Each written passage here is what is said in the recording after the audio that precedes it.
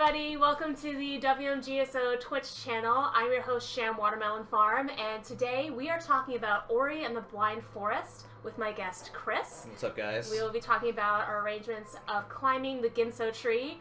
Small housekeeping note, the setup's a little different today. Had some technical issues with my computer, but we're on our backup setup right now, so pardon our dust. We will be back to normal as soon as we can. So, let's get started. We have caster level at Ginso Tree, so see how far we get. This is a pretty tough part of the game. So, in the background, you'll be hearing climbing the Ginso Tree. And let's get started. Pew-pew some of these guys.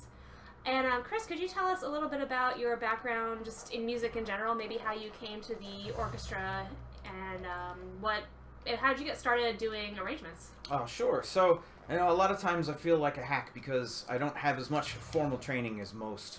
But, I started music from a young age, a lot like Jamin said on the stream last week. It was video games that kind of were the gateway into that. And my parents were cool enough to get me, piano lessons and stuff. But, really, I just got my hands on some software and started messing around and making remixes and, trying to change the music from the game. I was in choir in middle high school, and when I got to University of Maryland, I was looking for an a cappella group to join, and as I was browsing campus groups, I saw Gamer Symphony Orchestra, and I said, this is the match made in heaven for me.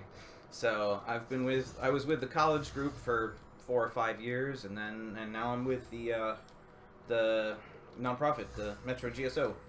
Helped to found it. Yep. So you started as a singer then, and a piano player. Yeah, I would definitely not call myself a piano player. The skills, if they were ever there, are long since gone. But yeah, I think my most formal background is in singing, and that probably shows in the arrangements that I do. Try to throw a bone to the choir whenever I can. Some nice part writing, some fun stuff. Wow. That's not where we're supposed to go. Ouch. There we go. Goodbye, everybody. Okay.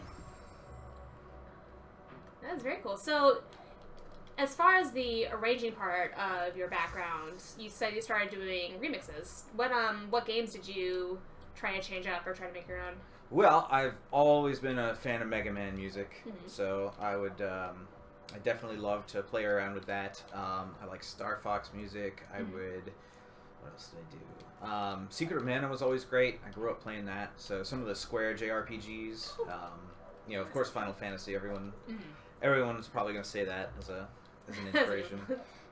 So yeah, whatever ideas came to mind. A lot of these I'd start and I wouldn't finish. But if I could change one from a major key to a minor key, or change one from a dirge into a waltz or something, just try to mess around with it, see what I could do. See what was interesting. So it started as a hobby and now it's become a second job, I guess? Sort of still hobby, yeah. Sort of second job. Sort of second job.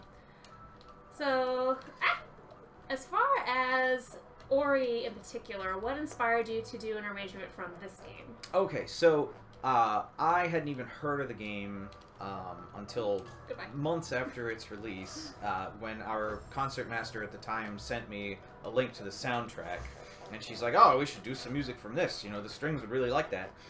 And so I listened to it, and probably within the first 30 seconds, it was such a cool atmospheric sound, I was like, yes, we do have to do something from this. What, I'm not sure, but something, because it has such a cool, I thought it would have a really cool stage presence, it would really draw people in.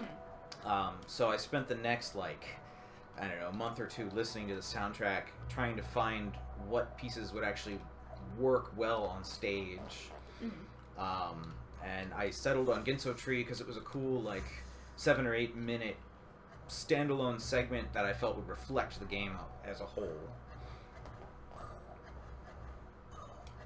And this was before I had ever played the level and realized what an insufferable pain it is. So you mentioned stuff that looks cool on stage. Is that a guiding principle for you when you arrange things? It is. So I always try to think about... I try to consider the players and, make sure that they're not, hating on the music. But what's really important to me is how engrossing it'll be to the audience, how much it'll draw them in. Because I think nobody enjoys a live performance better than when they feel like they're really like drawn into the music, they're a part of it. You know, Right. they are personally identifying it, they understand it. So you know, I like to do things that really pull the audience in, that kind of pay homage to the fact that they haven't been rehearsing it for 3 months like we have, and make sure there's enough in there to hold their interest the first time through and every subsequent time through that they listen to it. So that leads into my next question, actually. Oh, gosh. So some of the instrumentation that you chose to do in the arrangement is actually really unique. And... Oops. Yep, you got it. There we go. Wee. Oh. Yeah, maybe I should create a save point over there. Yeah, they are free after all.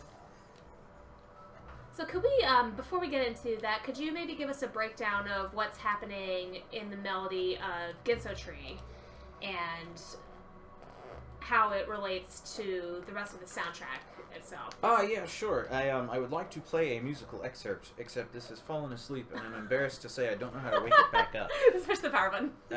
Which is, I think, that one? Nope. Kindle time. It's there. Oh, hidden And under then there. Just have to swipe. A swipe. Okay. All right, free piano apps, everyone. They are pretty great. Yes, they are. Okay, so Ginso Tree, as we have arranged it, is actually a couple of different melodies. And the Ginso Tree level is a couple of different parts. So the part that you're in now, Tracy, is sort of like the first, I don't want to say easy mode, but not beast mode part of the level. It's more atmospheric, and it has its own melody that I don't believe appears anywhere else in the game. It's like...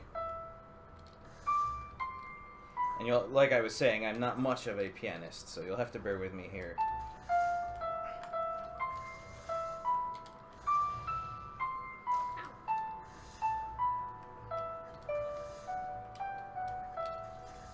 And so we hear this melody first in sort of a cool low-register bamboo flute, and then later on in piano, and this melody kind of builds up as you move through the level. So you'll hear there's an interactive music engine that's adding layers onto this melody. And that's kind of the Wagnerian leitmotif for this Ginso Tree, for this actual level. And another thing to note, not entirely related to melody, but the instrumentation in this section of the game, he uses a lot of wooden instruments, so wood blocks, marimba, the bamboo flute.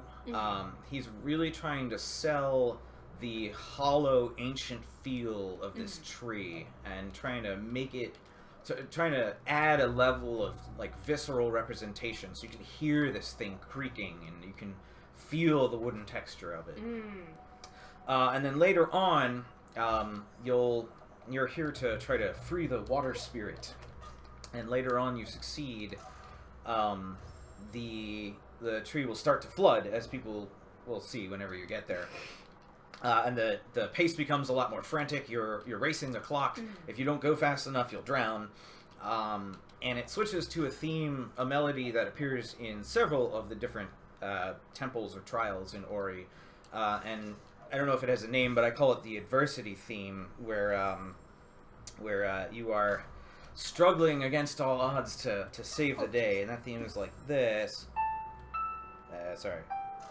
I'm not very good at this.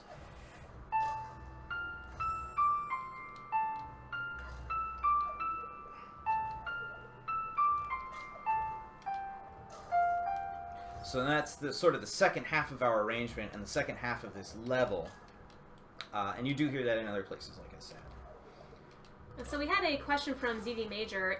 Could you expand on interactive music engine, as in the music changes according to what the player is doing or how far it progress? Yes. So I'm not sure the exact name of the software that they're using. There are several middleware engines you can pick from. I would bet that it's Fmod. We could probably restart the game and see, but it's not important. So what it'll do is it has a sense of tempo, and it keeps track of where you are in a piece. And the game can send it instructions based on actions you take. So probably the way this game works is as you get to a certain height in this level, you know, maybe you get to this height in the tree, or maybe it's a couple more platforms up. It can send a signal to the interactive engine saying, "All right, she's progressed far enough into the game. I want you to add the next layer of music." And the interactive engine knows exactly where a bar line will happen. It will make sure that the transition does not sound abrupt, that no sound gets cut off, or so it doesn't sound, you know, like a jilty or anything. It can even smoothly mix in the extra layer, so it sounds more like a fade in than a sudden abrupt start. And the goal, of course, is to make it sound seamless, like this is a cinematic score reacting to you, rather than, you know, a simple piece of logical programming. Sure. So, the Ginso tree theme, the one we're hearing now, has 3 or 4 levels of intensity to it, and we're at 2 or 3. We're getting towards the end here. And I think that is to, you know, make you feel like you are progressing. So it's getting more complex. The situation's getting a little more dire. So it's to add that tension, add that storytelling to your story. And that happens in many other games as well. Many other games. We were talking about it a little bit last week too, but you know, that has been around for a long time. I was watching something about Monkey Island 2, which was made more than 20 years ago, where the composer Michael Land had all these different transitions and music that would change as you changed location, and he had 2 programmers dedicated to writing these transitions for him. And that's probably on a team of 20 or less, because they did not have big teams back in the day. Right. So yeah, that has been around a long time. So in the sense of a narrative that they're trying to create, or maybe just perhaps we ran out of music and we couldn't finish all of this sort of thing. I think it's both. So it's a way to strike a balance. Yeah. So with a game, you know, you might be here, you know, I might play through this and beat it in an hour. You might beat it in 10 minutes.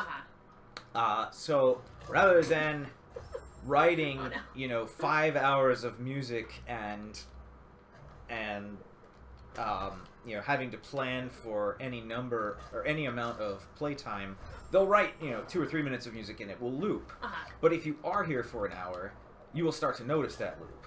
Right. So the interactive layering is a way to make it build without having to write a boatload of new content. Sure. So, you know, you wind up maybe writing, I don't know, 10 total minutes of music, but it can cover the span of half an hour and still sound fresh and original. And that's just because of the way that the loop is timed. And at least for me, what I immediately think of is you'll often hear that when you're, say, exploring somewhere and then you're about to get in a fight, and then the music will change to, like, the battle theme or something like that. And then from there, you'll have a couple minutes while you fight whatever bad guy is there, and then it'll change back to the overworld theme. Right. And it has, you know, a very subtle change, but it does make it that I'm not sick of the overworld music. Right, exactly. So, yeah, and it used to be, like, they did not have time to program in all this interactive music, partly because these interactive engines just didn't exist back in the day. If you wanted that, you had to make it from scratch every time. So these JRPGs just didn't have it. And yeah, if you stayed in a place, you know, if you were stuck in a particularly hard dungeon, you heard the same 2 songs over and over and over again. You heard the dungeon song and the battle song. Alright, now I need to get you up over there. Let's push the stump. And thank you, Magnar Odinson, for the follow. That's pretty fantastic. Don't get hit.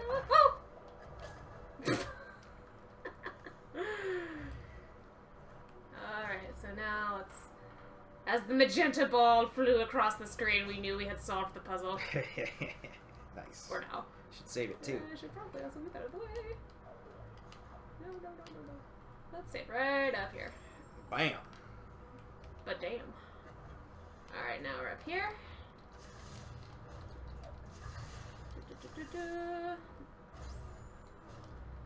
Alright, so now we are here in this So I don't know if people listening can hear, but we just added a layer to music. There's a bass line here that wasn't there before. There's drums here that aren't here before. Oh, this sounds like a mini boss fight to me. Yep, and this has just gotten a heck of a lot more dire. Oh jeez, oh jeez, oh jeez, oh jeez, oh jeez.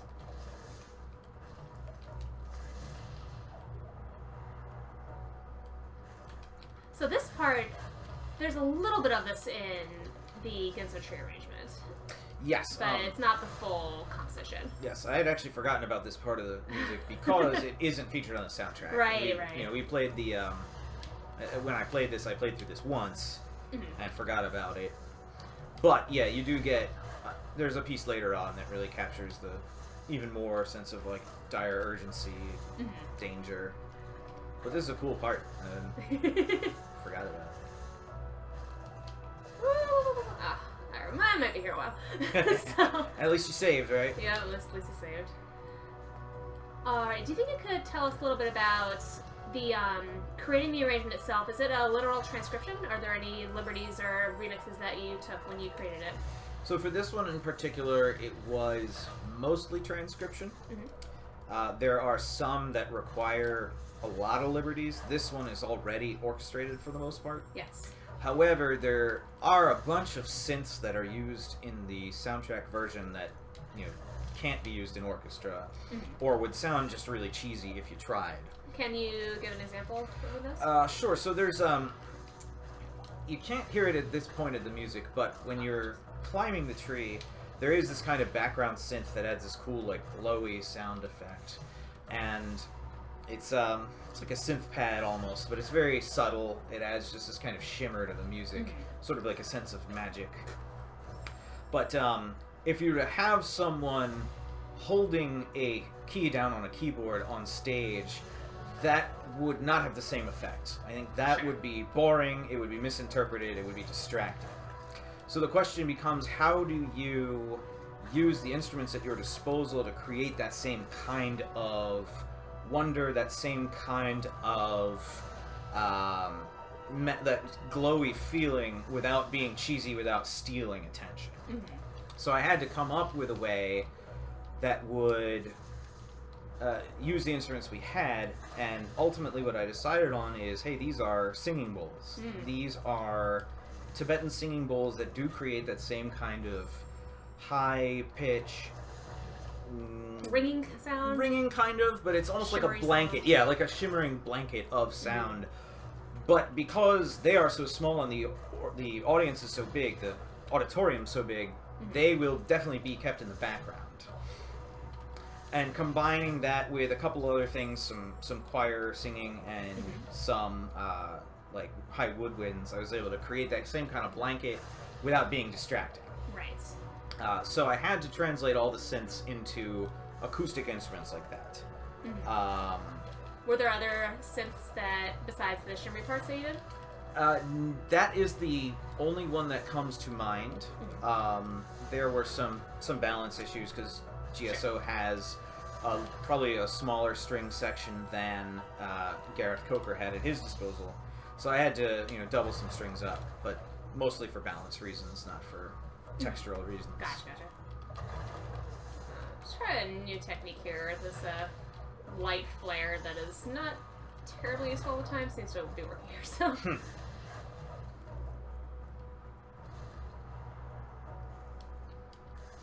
Oh, you jerk. Jerk. Big jerk, it's you. But some of the greatest parts of doing the orchestration were doing the straight transcription, because there's so many great parts in here for brass, for choir, for low strings, and a lot of fun was in transcribing that accurately so they could have as much fun as it sounds like the soundtrack musicians are having. Is that something that is not often found? You say that the low strings want to make sure they have fun. Do low strings not have much fun? I certainly hope they do. It really depends on what the music calls for. So, gotcha. In many ways, the orchestra musicians are more like soldiers in an army than divas. They, especially professionals, have to do what the music calls for, even if that is boring. Sure. So maybe in something like Holst's Mars, the strings have that same ostinato over and over again. Da da da dun dun dun dun dun da da da dun dun dun dun dun. Now that might be fun for me. It's, you know, I don't know. That sounds kind of fun for me, but they might get tired of it. You know, same thing over and over again without any real melodic lines, especially low strings. I know violins get some stuff later on in that piece, but in other pieces, the cello and low bass might have a lot more expressive parts to play. You know, they might get the melody a lot more often. And the same is true of GSO's arrangements. Each arranger has his or her own special background. Right. You know, so for me it's choir, for Jamin it's brass, and you probably tend to favor those, whatever your background is, and of course you learn other stuff.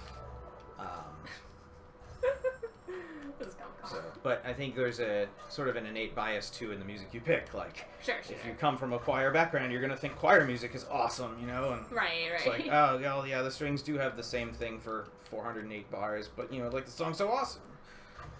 Is there anything in particular that you try to do to overcome that challenge? Just, you know, not being a string player yourself or not being a tuba player yourself.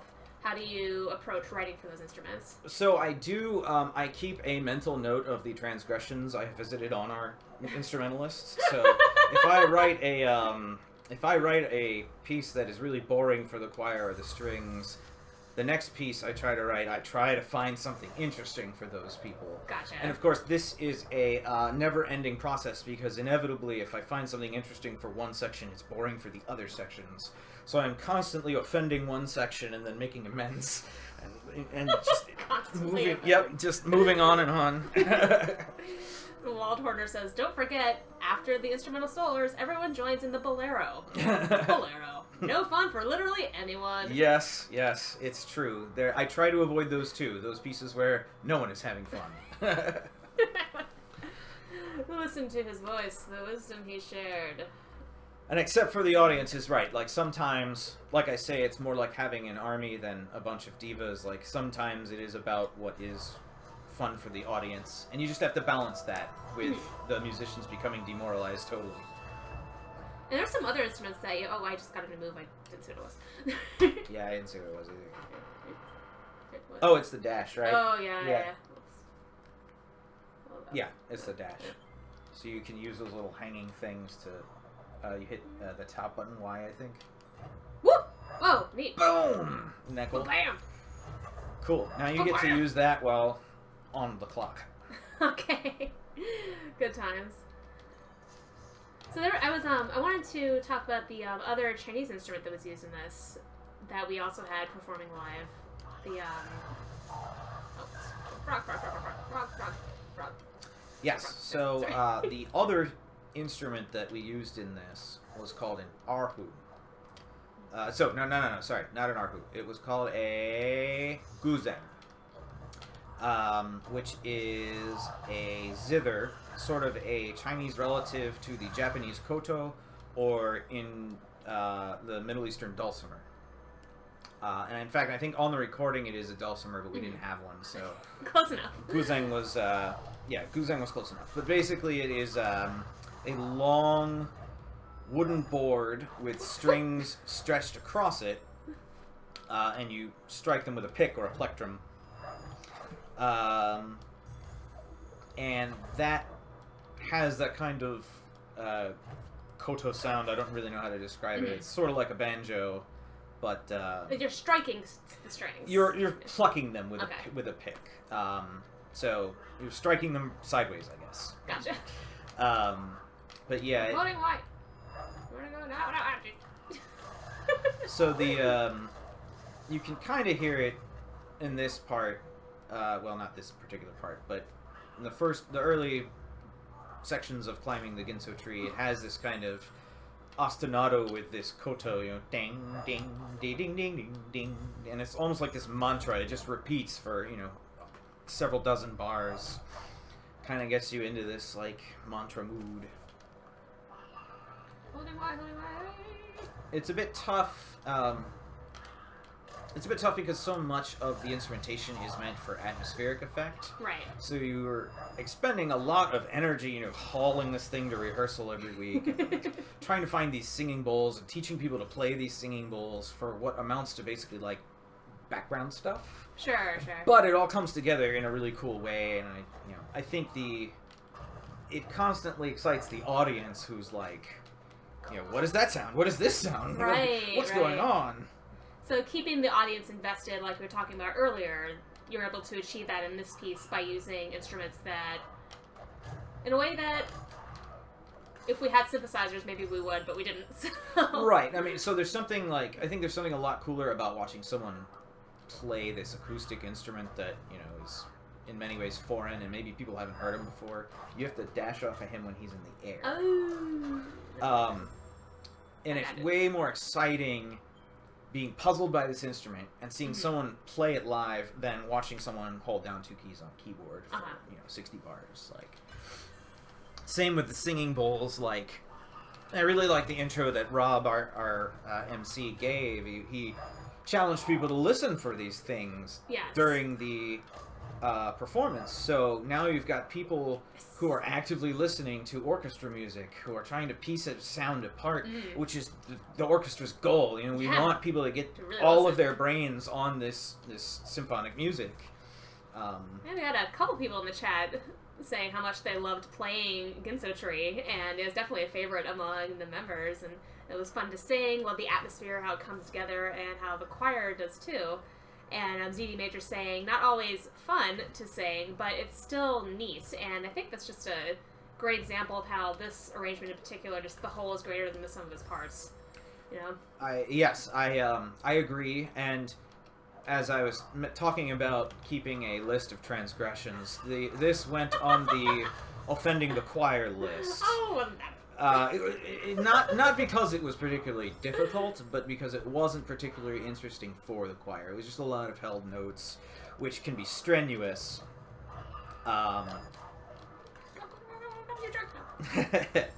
Strenuous, and they never had like the forefront, except for maybe 4 or 8 bars at the end. So they never had a melody or a strong focal point. But it added to that atmosphere, and it really did make the arrangement. It really was necessary for the arrangement, even if it was never a focal point. And so, the next thing I did was featured choir heavily, and they got to sing, and they got lyrics and all that. And then, that I, of course, offended the strings or somebody. So then the next thing I did, Can't please everyone, so you got to please yourself. Come on. What about on a dead enemy? Can I use it on a dead enemy? No, but you can use it while he's in midair. I tried to hold it. Get close and touch it. I get close, Nah. Too close. Too close, yeah. Get close and tap it. You don't want to touch it till you're close. Okay. Alright, frog, and... But he's got to be up higher. Pew, pew.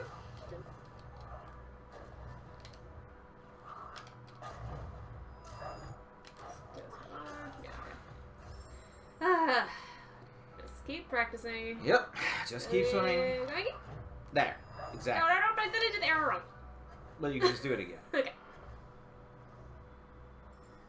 I have to wait for him to come back. There he is. Oh, okay, alright. Just jump right in. Just jump right in. I just gotta jump right in. Just jump right in. I think you can do it on these magenta balls, too. Magenta balls! Yep. Nope. Well, that was lucky. Okay. Magenta balls! No! And one more time. Magenta balls! You want to go that way. You sure about that? You sure? Yep. Okay. Alright, here's our friend the frog. We're better at this now, because now we can do this. Bam. And now, we're going to save at this nice little spot here. Oh, how nice. It is super nice that they let you save wherever you want. I keep doing that. Like if Donkey Kong Country had let you do that, it would have been. The game would have been over very It would have fast. been another much lower class of frustration. Well,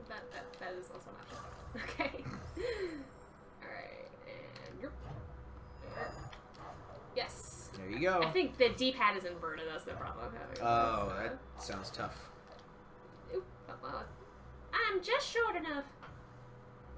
Redirect projectiles. Hold near a projectile. Oh, okay. Oh, hey, everybody.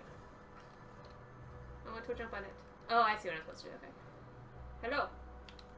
Oh, sorry. I was too busy balancing. Redirect magenta ball. Here. No. Close. Redirect magenta ball. Ow.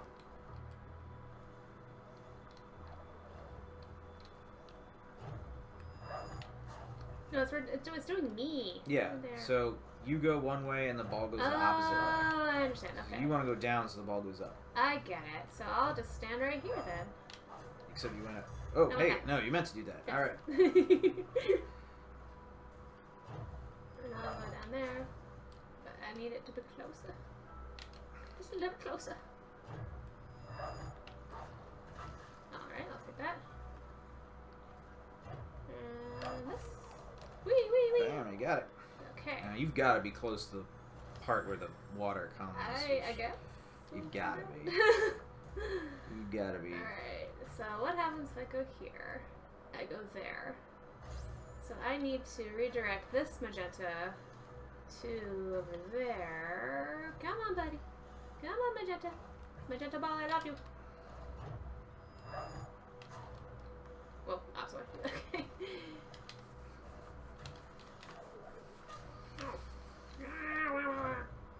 Right. That way. No.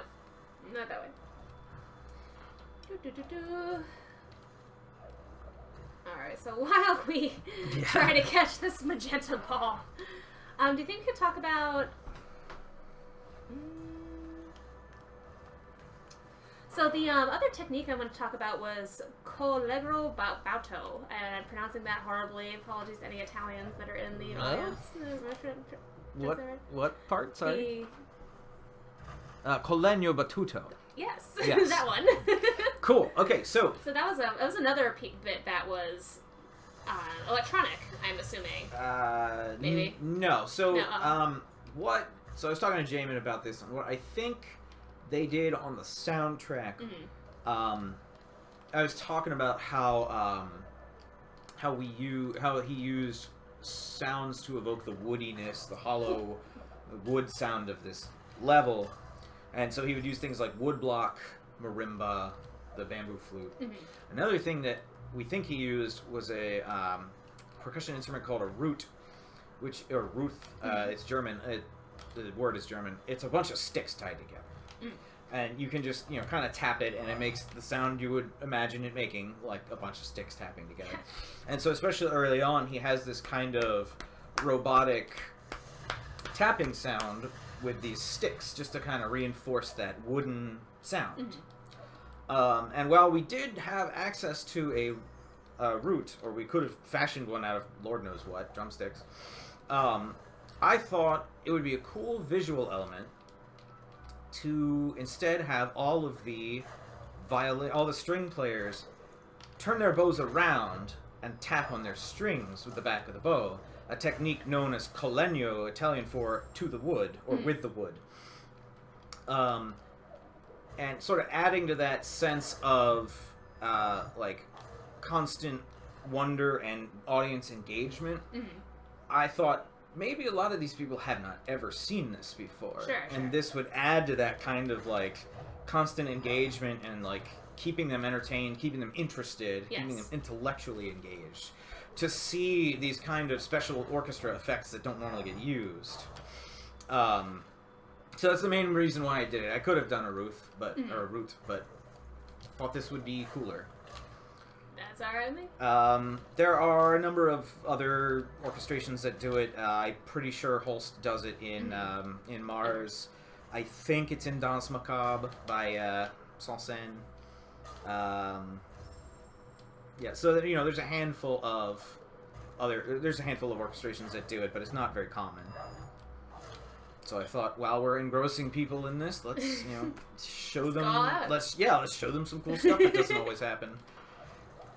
So could you talk a little bit about the tools that you use to actually create the arrangements? Is there a program that you use in particular, or just the approach that you say, like, okay, I'm going to arrange? Like, how would you go about doing that? Sure. So I use a program called Sibelius, and there's no reason why one has to choose Sibelius over anything else. It's just preference. But it gives me, all 24 staves of the orchestral arrangement in front of me, and I can just go draw whatever I want on whatever stave I want. So for this one, especially because this was transcription heavy, it was a lot of listening to the original recording, trying to copy out as much as I could by ear, and then filling in the gaps where those synth instruments, couldn't be reproduced, kind of inventing what to do with those instruments. So, and of course, it has many features. Sibelius, it lets you play back your arrangement, make sure you got everything right, make sure the rough idea of balance is there, the rough idea of shape is there. It doesn't sound like perfect, but it gives you an idea. Sure. Oh, this is gonna be...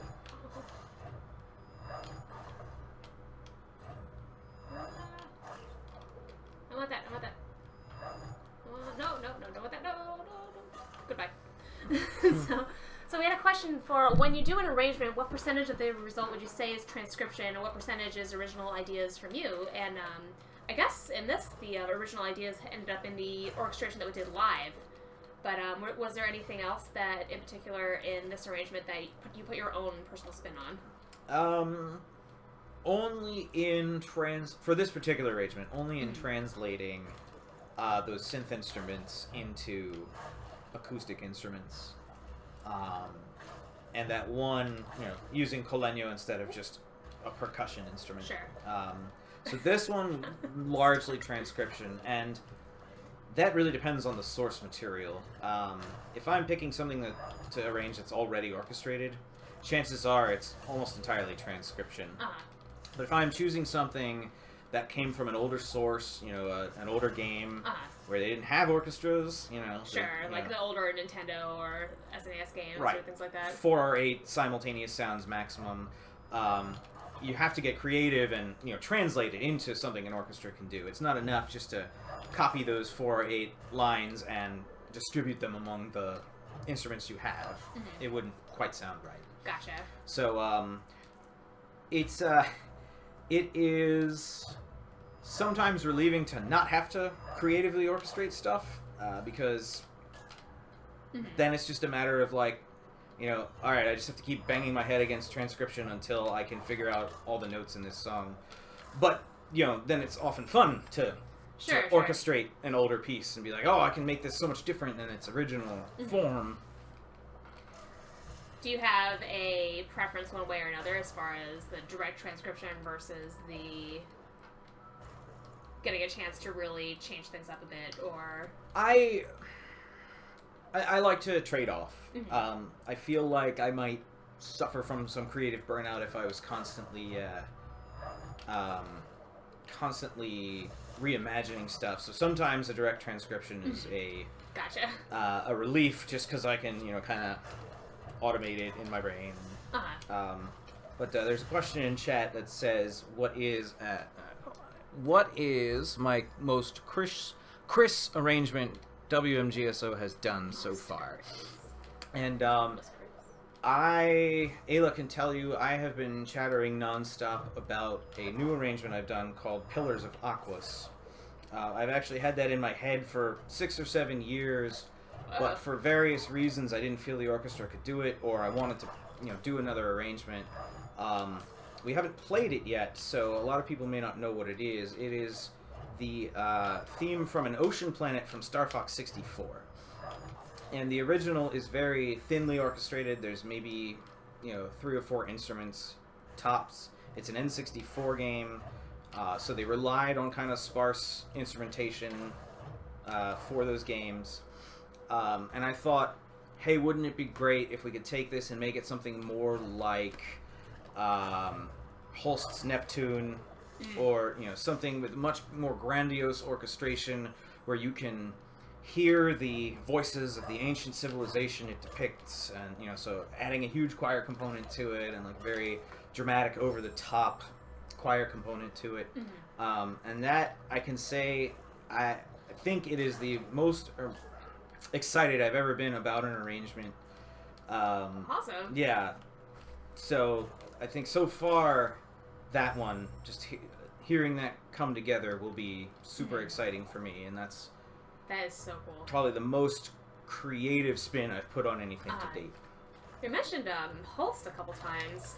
Do you draw particular inspiration from the planets in particular for game music, or? I do. So that's almost a cop out because that's like every movie soundtrack is based on the planets at this point, right? And like that's like the one piece of music that's like really accessible in modern film composing and stuff.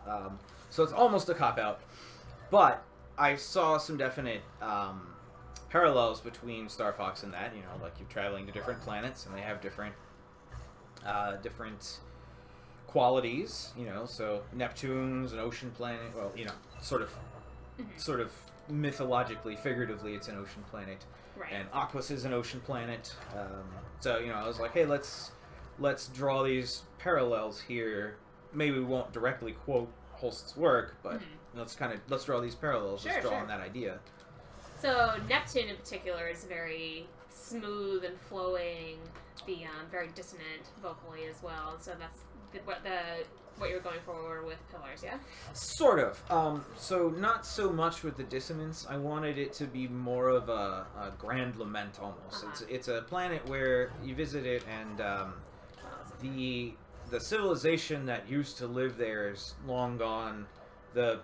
It's like the polar ice caps have melted, so everything's underwater. So these things that used to be like these great island nations with these great Greco-Roman pillars and this Greco-Roman aesthetic is now completely submerged. So you've got like this kind of Lost City of Atlantis vibe going on. And you're there not really because of them, but you have to like kind of get through this ruined city to beat the level.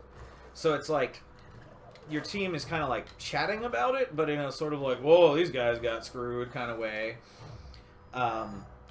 So it was more a lament than like a creepy vibe. I'm trying to think of another orchestration or work that had more of the emotional characterization I was going for. I don't know. I'll get back to you on that. Well, maybe we will come back to do another talk about Star Fox in a future broadcast. Sure, that would be shiny. And a lot of people don't know this, but Koji Kondo worked on that soundtrack. It was him and one other guy. I think they split it 50-50. But yeah, so great. Star Fox music is great music. Exactly. No. I'm the best at this game. No. Well, I want that, so that's okay. I should probably do yeah, so there's mention in chat about another Star Fox tune called from a different planet, the Zonas theme, which I also really, really love. And I did consider blending the two together. Ultimately, I decided that it would kind of dilute the vibe I was going for, but that only opens the door for a Star Fox medley, which I would also be excited to do. Not a bad thing. There's tons of great music in it. So as far as your great musical inspirations in games, we mentioned Final Fantasy, but Star Fox, did you say is another one? Star Fox, yeah. So I'll definitely. I started playing Mega Man at like really young age, like 5 or something. So like definitely Mega Man. And they're back in the day, they did not always release the composers' names for Japanese titles. And for a while, the creative team that was doing all the Mega Man music went by a collective moniker, Maru. And it's still hard to know who wrote what music, but it has since been revealed that Yoko Shimomura did a lot of it. She is the genius behind Street Fighter 2 and Super Mario RPG and Kingdom Hearts, and now Sword of Mana or Legend of Mana, whatever the new one is. So definitely her. And also, probably the first RPG I ever played was Secret of Evermore, which is a very poorly reviewed and little known Secret of Mana clone, the only game released by Square of America before Square of America went bye-bye. Mm-hmm. But it had music by Jeremy Soule, his first foray into game music. He was only 18, and he, of course, would go on to do Elder Scrolls, Oblivion, Dragonborn, and a bunch of movies as well. So definitely, he had this great style of orchestration, very cool, melodic, lyrical lines that I really liked, and these cool, like, kind of open chords and cool chord structures that I really liked, and I feel like I, whether consciously or not, emulate that a lot. So definitely that. Of course, Nobuo Uematsu. Of course, Koji Kondo. You weren't kidding about this part. Yeah. Oh, this isn't even the hard part. Oh boy. There's later the water's coming up after you, and you have to do it, on a timer. Still trying to figure out like the best radius to get Aura to show up, and this D-pad problem I'm having. Okay. Yep, there definitely could be a Lilat Planet suite.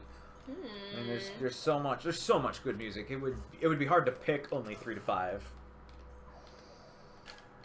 So while we're stuck here, do you think that there are some games that that open themselves or make themselves more available to a literal transcription than others, or some that are more or better suited for remix than, say, maybe Ori or like a Final Fantasy piece? Sure. So, because we deal with orchestra music, if a game is already orchestrated, a lot of the creative work is done for you, right? Like, you really just have to make sure that it is playable by your ensemble and that you have transcribed faithfully enough. So, I mean, anything that's already orchestrated, I think, lends itself well to concert music. Right. With the following caveat. Game music is often backgroundy. It does not always have a strong leading lyrical line. Right here, this part of the game, you have a lot of these like suspended, smooth chords. It's really like a wash of background noise more than music at this point. Maybe it's because we have the music turned down really low compared to the jumping and stuff. But because you're taking game music out of its element, you're removing the graphics, you're removing the sounds, you're removing the story context, the arrangement you do has to make up for all of that. You must replace all of that with elements in your arrangement. So your arrangement has to wind up telling the story that the player would get from the game. And of course, you'll never get details down, but sure. You can still use the overall shape of the arrangement to get the general idea, like, much loud brass dissonance, this is a struggle, and like, lyrical, sappy romance lines, this is a romance, and that kind of a thing. Like, there is certainly storytelling even in music that did not come from games, Sure. So, it must be orchestrated. If it is orchestrated, it must also be able to keep the audience's attention, tell that story, and not just be like a complete ambient soundscape for the duration of the piece. So for games that aren't already orchestrated, sometimes they lend themselves very well, sometimes they don't. It all depends on how you can kind of recontextualize it. Right, so,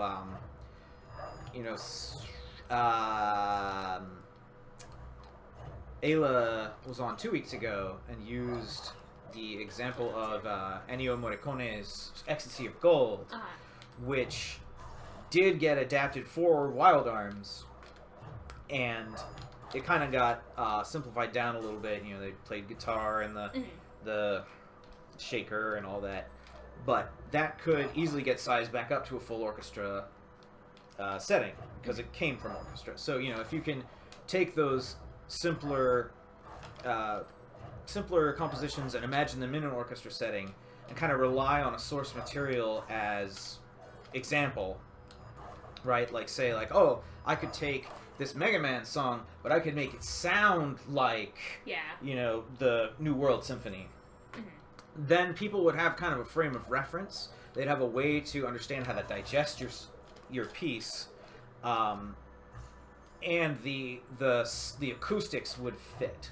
So I think some songs would just be too awkward in an orchestra setting. You know, a lot of Mega Man music would be, because it's kind of based on like hair metal and, you know, power metal from that era, right? Like, so, you know, late 80s, early 90s.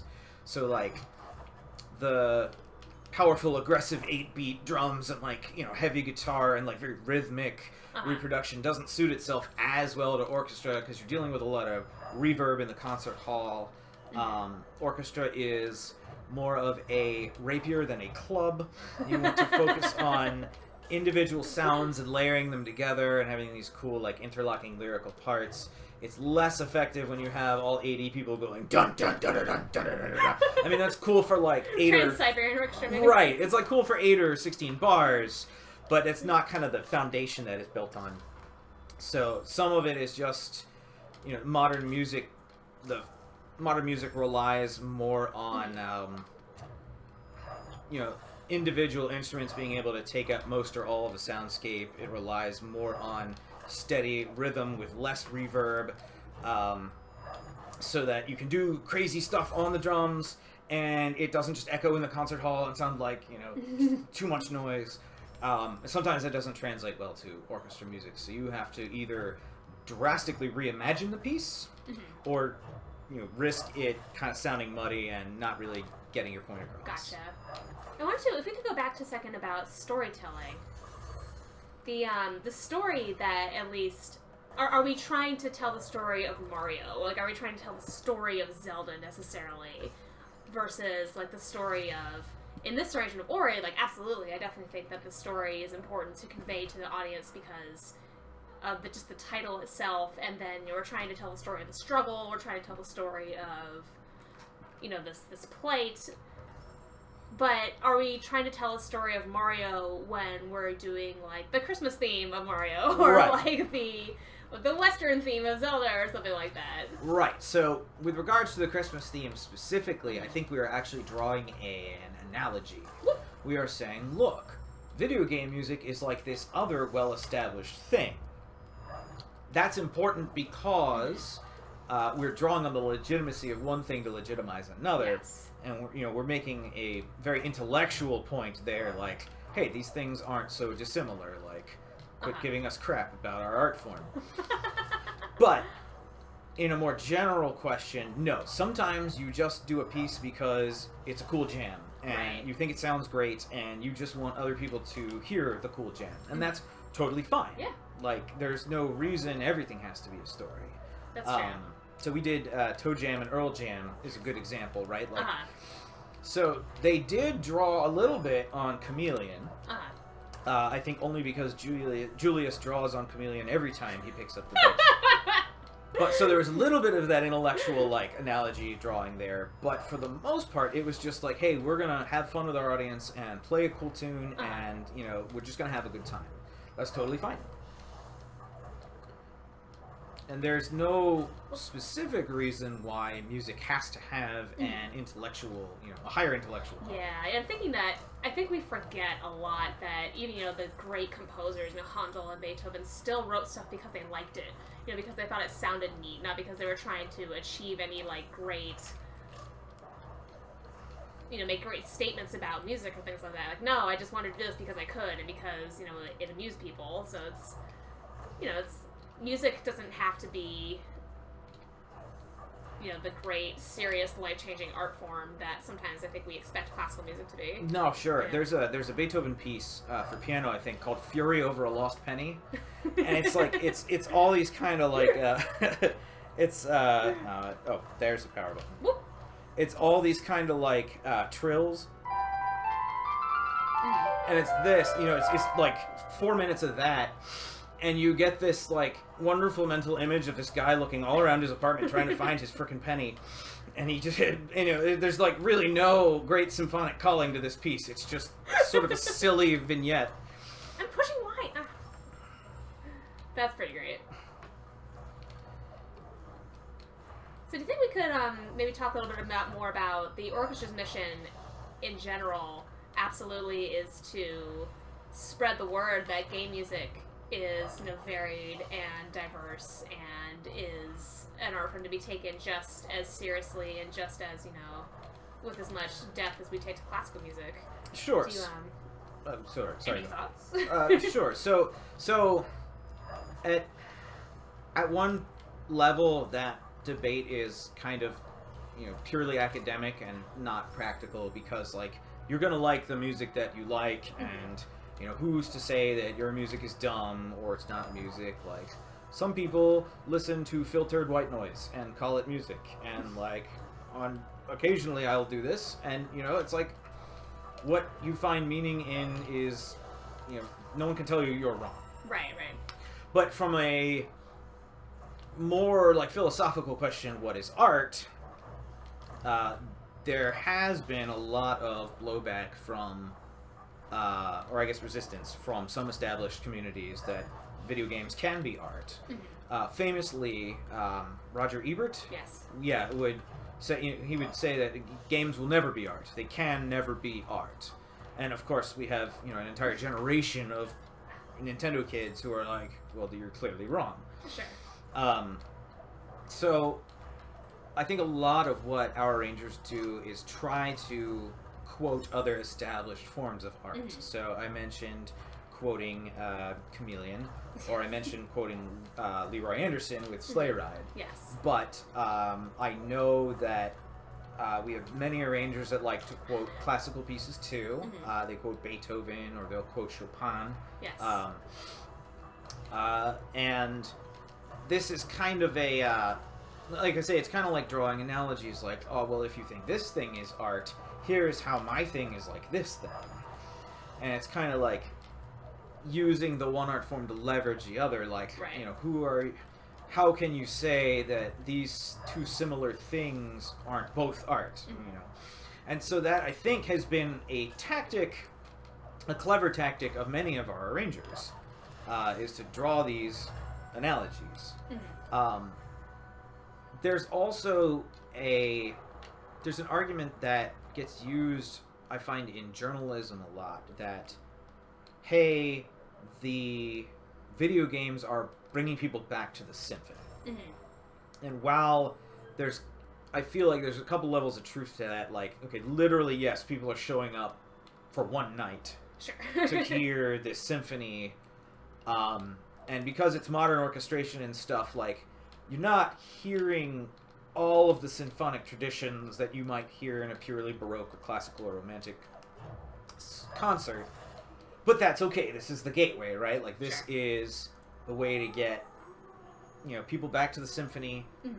both from an artistic standpoint and because apparently, you know, a lot of symphonies need money or something to keep running. I don't get it. But there's also sort of another level to it where if you like game music, you might also like mm-hmm. classical music. Have you ever given it a try? Sure. And people might find that the, you know, Uematsu is a gateway to Chopin, is a gateway mm-hmm. to Bach, is a gateway to whatever else, you know, and they will never know unless they go back to the Meyerhof, go back to the Kennedy Center, and explore mm-hmm. some of these concerts. Mm-hmm. So, yes. Very neat. I think I've forgotten the question. No, that's okay. It was just pretty much, you know, the whole, we struggle sometimes to be taken seriously, but that's okay. Because we've got great arrangers and great people on our side to help spread the word. We do. And I think it's, we do get a lot of comments, both at UMGSO and at WMGSO, of people who were kind of like half forced to come to this concert, like, oh, my kids dragged me here. Mm-hmm. And wind up falling in love with the music. Mm-hmm. So we have, you know, feedback forms. You can write whatever you want, write us little notes at the concert.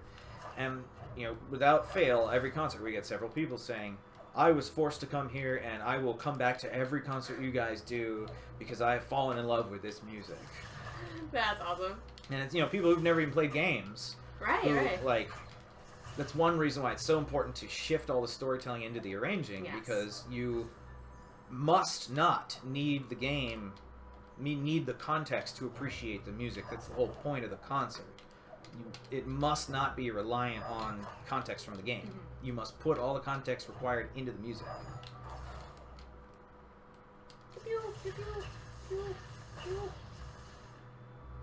No, I think I into that. Okay. So, alright, we're at the second half now. Yeah, I think you just smash that thing and you're good. That thing. I think you just zap it with the zappies. Oh, I don't have to go through this yet? I don't know. I think this is the part where you have to... I don't remember. You're probably right. Oh, this thing. Yeah, you have to do this thing. You have to smash it. Okay. Yeah. So I went the wrong way. Yeah, you gotta smash all those things. Hi, I am Jersh. We just started a couple weeks ago. That's probably why you haven't seen this channel, but we're happy to have you. Hope that you enjoy our show. And ZD Major says, the comment I get most often is, this is nothing like what I expected. So when people come to our concerts, maybe they have a certain expectation of a stuffy classical music concert, but it's pretty cool. So. I am frequently convinced they expect something like super cheesy. Uh-huh. So if I've told people about it before, and they've gotten kind of like, oh, really? And I'm like, yes, but why that reaction? And they're like, so it's a bunch of people playing video games on stage. And I'm like, no, of course not. It's a, it's a full symphony orchestra. So I wonder if people are expecting like a bunch of Game Boys hooked up in some like crazy array that makes music, like some kind of crazy like computer music concert. I definitely have had that question, like, oh, so it's all like chiptunes, like.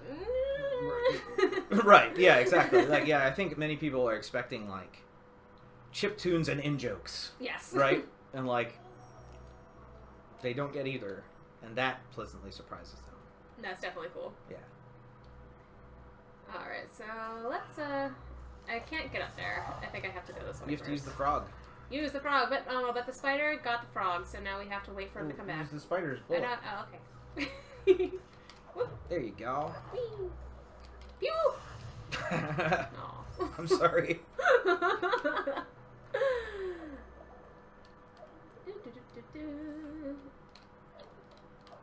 Oh, bump, bump, bump, bump, bump, bump. Come on. Alright, so what else do I have on my list?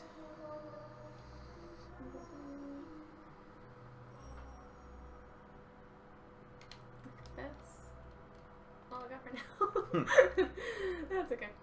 Alright, we are removing corruption on both sides. Alright, so let's go to this side and jump!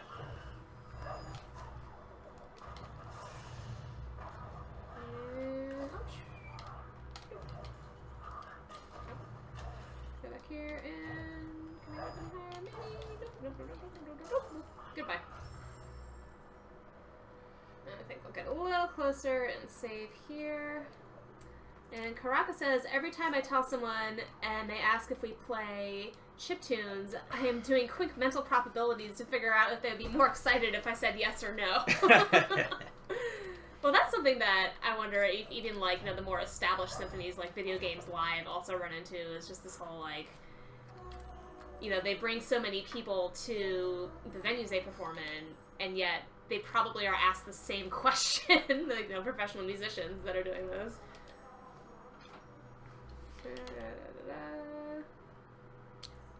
Yeah, I was gonna... So, I Am Jersh asks... he says he or she says they are a band director, and they're trying to get their band to play some game music, but it is being scoffed at. And I could not agree with chat more. Find some great examples of game music that has been orchestrated or instrumented for your band, and something that shows a mature level of musicianship. And, a great melody would help as well. And just say, hey, guys, we could be playing this. You don't even have to say it's from a game until they have admitted they like it. Yeah.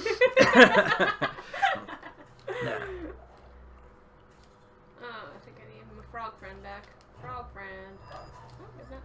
Okay. But I need this frog friend now. Frog friend. Come to me. No, not there, not there. Thank you. Hello, goodbye. Frog friend. And jump. Hey, jump. Frog friend. No. Spider friend. Yes. No. Oh, okay. And Kindred asks, do you get interest from people involved with art or classical music? Well, we definitely get a wide variety of people who want to join who are musicians or are singers. But, Chris, can you think of people who are interested just as far as the arranging aspect? We did have a couple people who, I believe they were not local, but they were arrangers and they wanted to contribute a couple of things. I don't remember if Jamin mentioned it last week, but his father actually put together an arrangement for us, and a couple other people have done the same. So we do have a couple people who just, want to arrange, and I actually want to comment on that. It is a pretty unique opportunity for any arranger or aspiring arranger, because there's a good chance that we will actually play what you put together, and the ability to hear a live orchestra perform your work and critique it is immeasurably great for your growth as an arranger. And it's not something that you can get just anywhere. A lot of, especially classical orchestras, want to draw from the established body of work that, was created 200 years ago. They're less likely to want to play something that you put together, although it's not unheard of. But the ability for you to get feedback from this group, and the ability for you to, we also offer pointers and feedback and assistance on your arrangement, like the support network here, and the ability to hear a live group play your work is hard to come by and very important. So I'm very glad that it exists. Oh. Well, hello.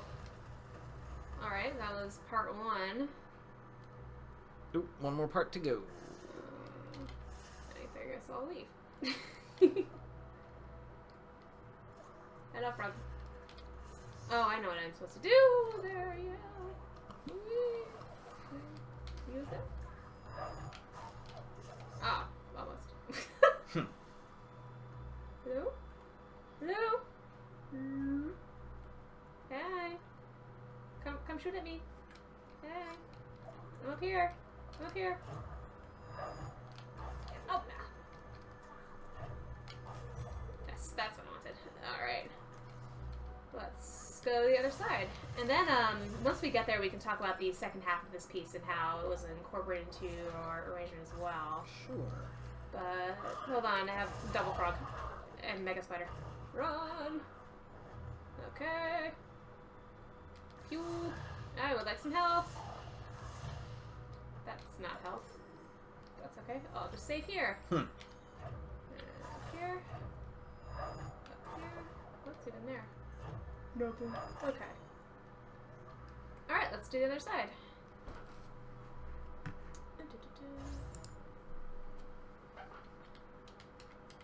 Hey. Yeah, focus. There we go. Oh, I know. Amdr says, I just finished Ori on your stream. That's great. And actually emailed him to commission a percussion ensemble. That would be pretty great. Have a custom piece by Gareth Coker.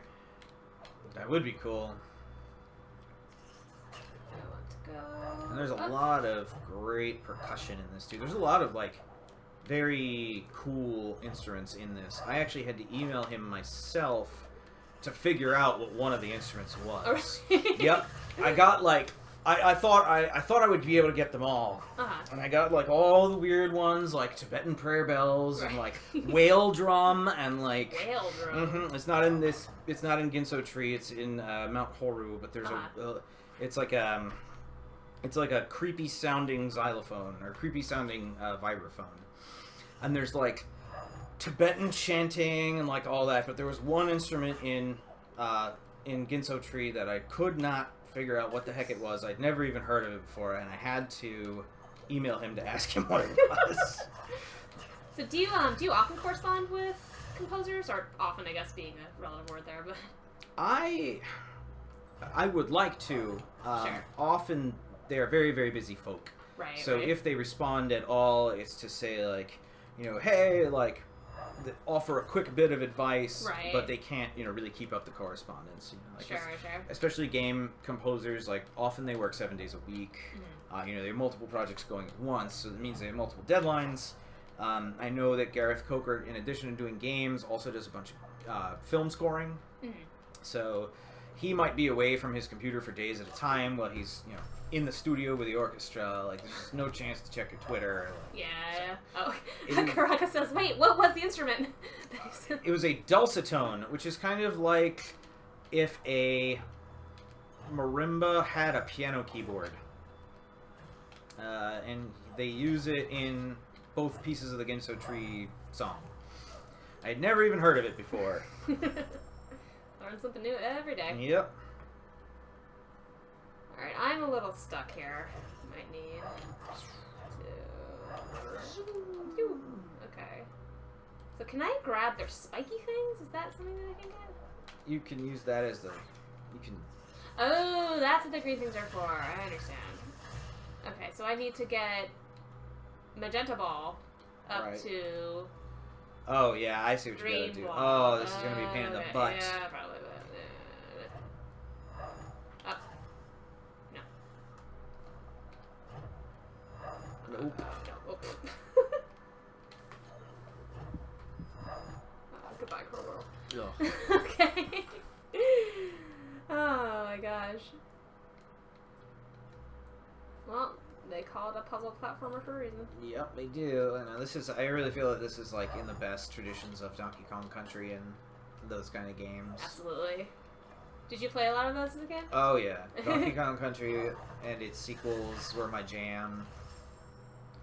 See, I was a Sega kid, so I mostly played Sonic and Aladdin Sonic's for Genesis. good. Aladdin's good too. A lot of people, they sing the praises of its gameplay. It was just, I just remember at the time my sister being like, wow, these are really good graphics, and I was, 9 at the time, I'm like, yeah, these are good graphics. Yeah, well, I mean, at the time they were.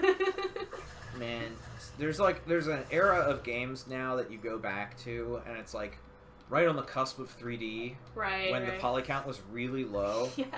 And to make up for that, they kind of did like the Nickelodeon animation art style, where people were really cartoony and chunky, and like, they looked like your Hey Arnold or something, right? Like they had very, cartoonish body proportions. And you go back and you look at it and you're just like, no, this did not work. It's all that the tech supported at the time, and it just did not work. They did their best. Okay, that's what I'm trying. Yes, to that's do. what you're trying to do. Okay. I mean, there are exceptions, right? Like Mario 64 actually holds up pretty well. But then you have to yep. And you have the same one. Yeah. Ow. See what you gotta do, and you have to do it see. like 4 times. That's alright. I am a good video game player.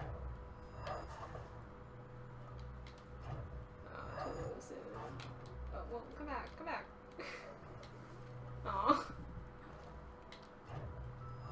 Alright, remember, note to self, the butt of the arrow has to point down. No. Ouch. Alright, don't let me forget, the butt of the arrow has to point down. Let me get rid of this guy first. You are gonna be a problem. You and your pointy bits.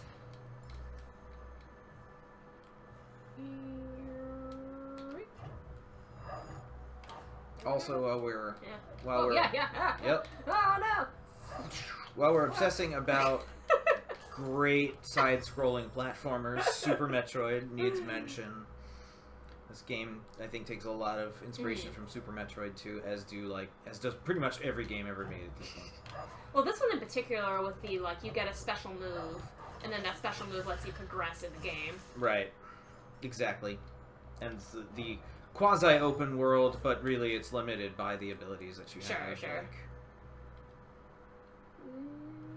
Do it. I thought it forgot about me. Yeah, this one took me a couple tries as I would Do it again.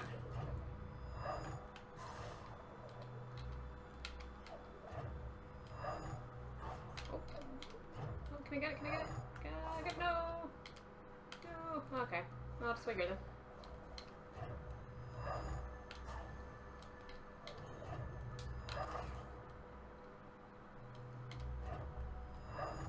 Go back. Oh, goodbye.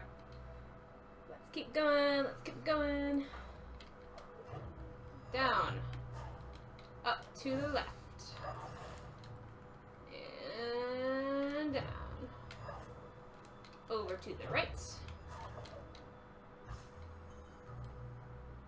And down.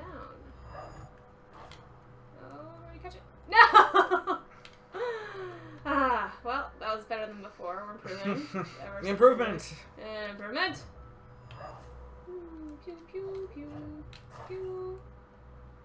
Improvement! Look at us improve!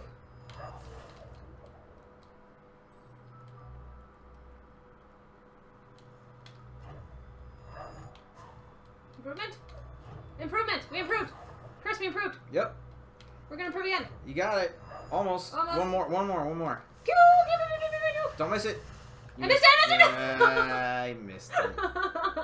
Yeah, missed it. The problem is, the screen is too large to kill all the enemies. So now that guy's back.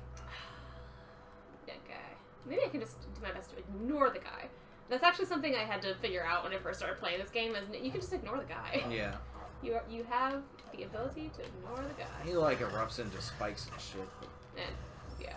And then I fall down into more spikes. And then he fell down, yeah. Oh, down into more spikes. Oh, down into more spikes. So, you are also the WMGSO treasurer. In addition to being one of our rangers. Hey. Do you think you could talk a little bit about your work as treasurer and just the kind of things that you do in a day-to-day for the orchestra? Sure. I mean, that is nowhere near as glamorous or as interesting. But when people ask, you know, hey, what instrument do you play? I tell them the checkbook. Do it. Really, that's just involving like making sure we all pay our taxes on time, file correct paperwork with the state. Making sure we don't do anything that jeopardizes our tax exempt status. For example, if tax exempts are forbidden from lobbying any political parties or taking certain political stances in certain ways, and just making sure that our concerts are all in the black, that we're not spending boatloads of money we don't have and not making any of it back. So yeah, that's really it. Honestly, no, it's an important part of just arts administration that I think sometimes gets lost. It is, and the larger your ensemble gets, of course, the more difficult it becomes to do these things.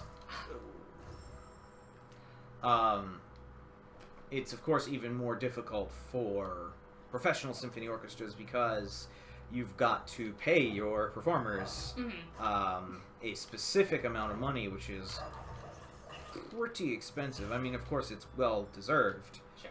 But the American Federation of Musician rates say they have to be earning something like $30 an hour times 100 performers.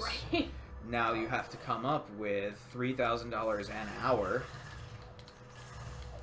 And that's rehearsals too. That's events that don't make any money. Alright. Get it? Oh! I think you got it. Nope. Why? Very close. Yes. Alright, we're gonna get it this time. You guys ready to get it this time? You ready? You ready to leave this part of the Ginso tree and talk about the next part of the Ginso tree? I don't know, Tracy. Are you ready to leave? No. You ready to get rid of the corruption and to restore order and balance and purity to the world? As you, Ori, go through this magical forest and pop into light multiple times. Yep, this game definitely plays on those same frustrations that the Donkey Kong series plays on. I don't mind it, honestly. I don't think I want to do it. You can't mind it. If you mind it, you'll never beat the game. That's true. That's true. As hard as this is, in just a second, you'll have to do it without making any mistakes, or you drown. Oh. Yeah. That's not a good idea. Yeah. Alright. Ready for magenta ball? And pew! Oh. We got this, we got this. You've got an ability point. Perhaps you can buy a power upgrade for I don't want to. But it might make killing the enemies faster. Okay. Let's go back to our shiny spot. Shiny spot? Which one? This one? I don't remember. No, that's underwater breathing. I got Ultra Bash. Yes you did. Oh, it costs 2 ability points. For Cinder. Yep. Okay, well. That would That would increase. help. Yeah, that would increase the power of the I mean, I gun. could just kind of grind them out a little bit, I guess, but. I think you can do it. Alright. Well, let's make sure we can. Or not. Okay. Let's go over here. Actually, I have an idea. Because I do have the ability that lets you, when you create a soul link, gives you health. I think that might help.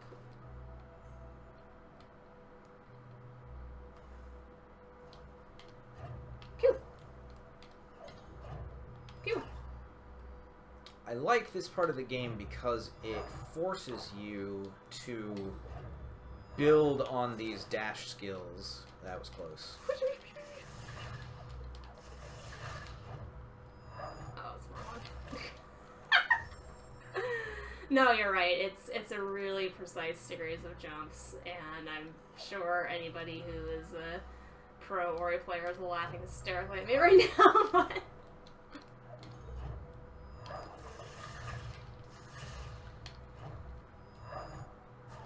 But I like it because the dash itself, you know, it's a very simple premise, right? Like, but then there's all these variations on those skills that you're forced to learn. like, don't fall in the spikes. Well, yeah, that if you haven't learned that by now. I don't. Wait, I'm not supposed to fall in the spikes? Yeah. Chris? Yeah. You lied to me. Nope, I never did. Never did lie to you. Chris, you're full of lies about Ori and the Blind Forest, the game from Microsoft and Moon Studios. Yeah, Moon Studios. I think Microsoft was just the publisher. The Moon Studios is a conglomerate of Oh! developers from other studios and stuff who all got together to make Ori. So in a way, it's like a... Nope. In a way, it's like a supergroup of developers. Ah, okay. Wow. Nope, that's not gonna happen, probably. Hello. Oh, it's like a beautiful comet in the sky. Fly, little magenta ball. Fly. And now you, other magenta ball, you are better. You are going the direction that I want you to go. You will go this direction as well. And all the directions will be go, and we'll go, and go, and we'll go. Actually, that was probably an accidentally very smart decision that I made there to save after I already got the guys. Splat. Fly, magenta ball! Fly! Fly! Fly away with me! Fly with me, Ori! And my big ears.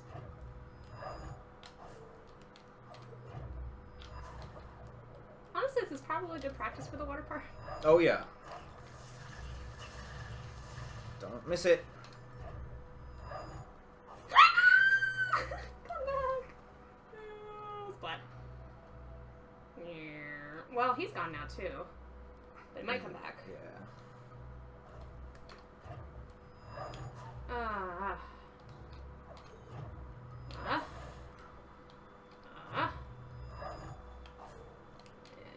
Over here.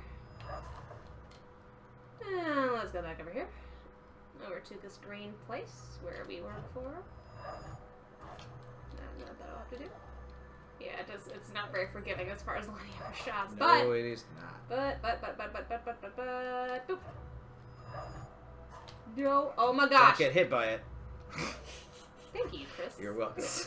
That would be the worst if you jumped up there. Thank you, Christopher. Okay. Okay, I think that's it. So, I think you should go down there now. okay. Yeah. Okay. Maybe. Alright. Okay. Press X to listen to sign. Now, there's 2 more to go. Oh. But don't worry about that. Okay, so here marks a real, noted change in the music, right? Alright, we got a request to turn it up a little bit. So let's just a little. Interesting how there's pause the animation settings. Yes, so this is the second half of the arrangement that was... The very unforgiving. Yes. So pretty much the name of this game is One Mistake and You're Dead. But you can hear the noted change of the music. So the theme itself has changed pretty dramatically as well, but we're hearing what you call the adversity theme here. So this is kind of the main theme of Ori, if ever there was one. Yeah, so I feel like there are 2 themes. There's the main menu theme, which appears in many places, but there's this theme, the adversity theme, which appears a lot. You hear it when you're escaping all 3 of the temples, trials, whatever you want to call them. And it is that's not when Ori is facing some of the most dangerous, some of the most frustrating puzzles, and specifically when things look like there's no hope. I think the sort of figurative theme of Ori is that he pulls hope out of hopeless-looking situations. Okay, so what you do there. So the theme specifically, I don't like it in D. I'm gonna play it in E.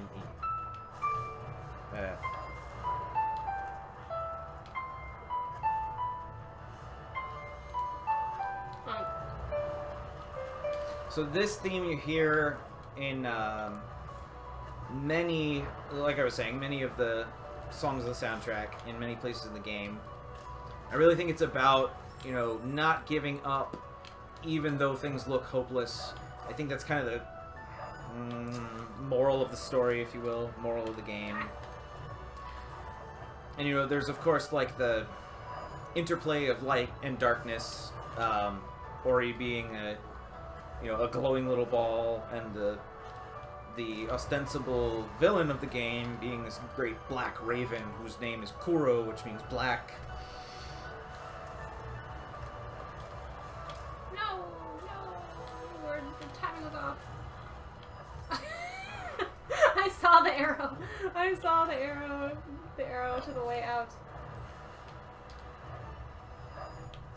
So at this point in the arrangement itself, this is also more or less a direct transcription, right? More or less. Woo!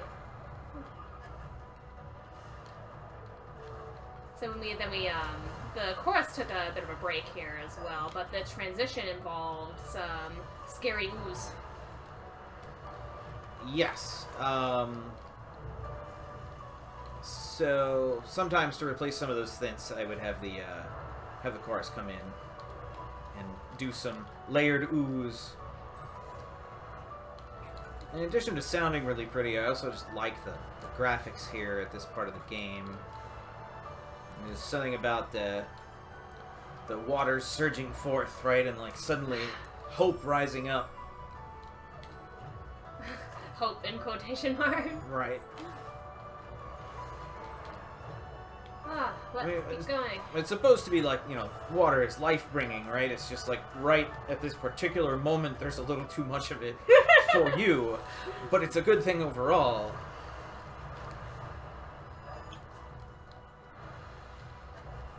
So this is looping in a really interesting way. We get to the hopeful part and we're expecting it to... Woo, that was close. To finish and resolve into what feels like the natural endpoint of the piece, but then it keeps going because, well, we're not out of this water yet. Right, you're not out of the water yet. And so there's Oh, shit. the loop is about a minute long, but you know, of course, it's going to go until you get out of here. Sure, sure.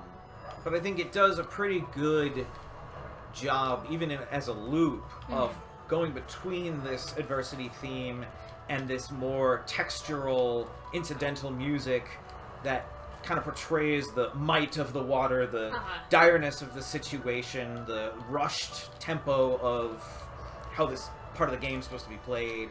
So it's exciting and beautiful and inspiring. And I think if Ayla were here, she would say the music is probably one reason why you wouldn't throw the controller down in frustration. Just like in many Donkey Kong Country levels, they would pair a frustrating level with a wonderful song, so you were less likely to quit on it. This is where I was before. Oh no! I'm guessing I can't save at any point here. No, it will not let you save doing this. This you have to do perfectly. Gotcha. Start to finish. I'm trying to figure out, why does it angle down sometimes? That's really annoying. Does your controller pull down into the left I think so. a little bit? Maybe. Hi, thank you very much for writing Spider Butt Bomb Airways. We will see you at our next event, Slug Bomb Airways. Please keep your hands and blowy bits inside the carpet while we go up above this waterfall here up to some spikes. Oh, you like spikes? Yes, of course you do. Do you like my Ori travel voice? Yes. So Welcome to Ori Airlines. So ZD Major points out some. Was talking about the adversity theme a little bit. One thing I noticed, like just this morning, it is composed almost entirely of downward-leaning phrases. So all of the pieces of this go down.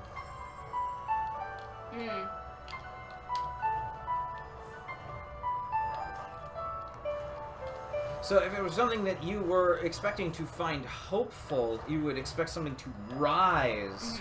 But instead, it's all falling down. And I think that's cool because it's, in a way, teaching you things look bad, but stick it out. You know, like, things look bad right now. This tree is they blowing look bad, up, but right? I feel like I have the tools to do this. You know, with my jumps and my arrows and my enemies giving me helpful boosts. So, you know, and then that's the thing about Ori, like, he won't quit even when it looks hopeless, and he, in turn, brings hope back to the forest, because he won't give up.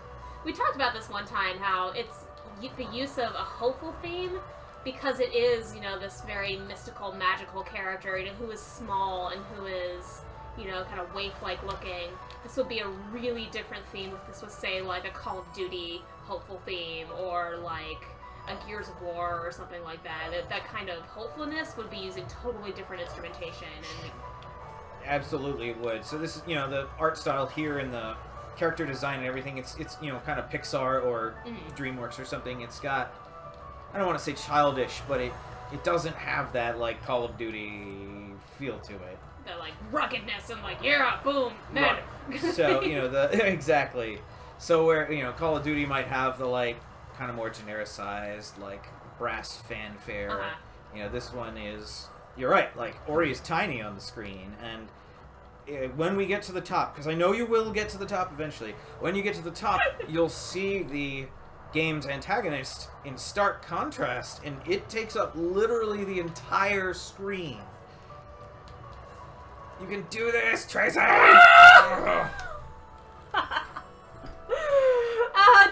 Chat, do you believe in me? Can we get to the top of the tree before we drown? Lend me your powers!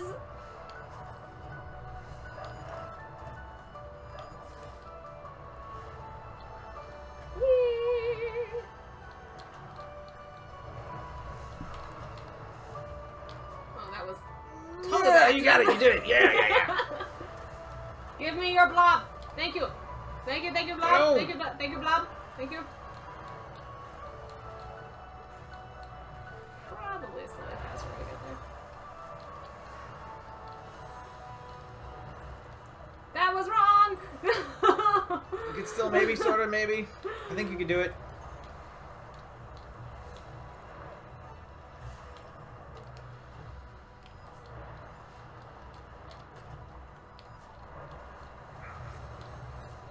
Keep going, keep going.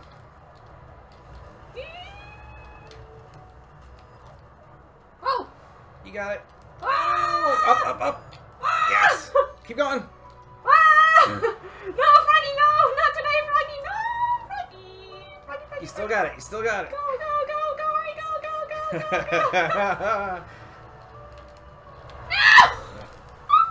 Yeah.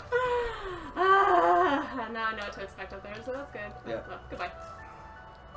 So this part of the game is very punishing because you must do it perfectly and you must do it start to finish. Remember the arrow points downwards. Yes, it does. You're right. There's no easy mode or hey, we see you're having trouble. Let's make it easier for you. There's none of that here. Like a triple jump, maybe? Yeah. Well, you can. I mean, you can buy it, but yeah, that goes a little later.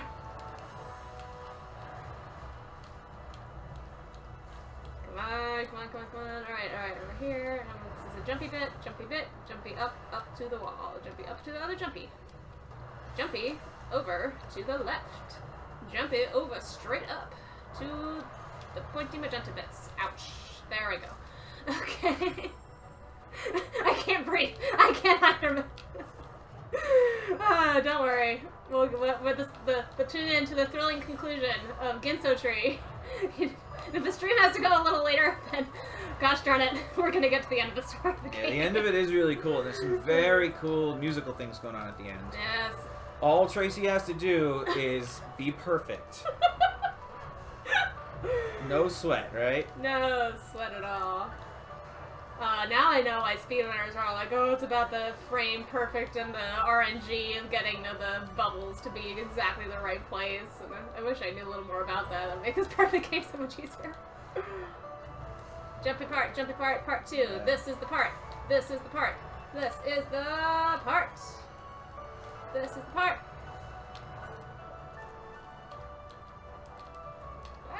Nope.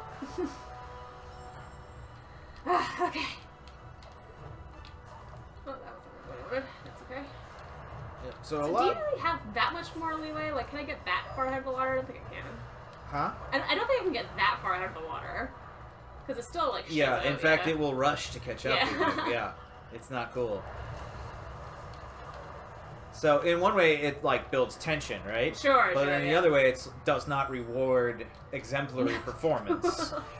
The game's trying to kill you. Right. But that's alright. That's okay. Yeah, it's not like in... I can think of a couple moments in Sonic when, like, if you are fast enough with the rising water or sand or what have you, you can just, like, be at the end and be waiting for it to finish up.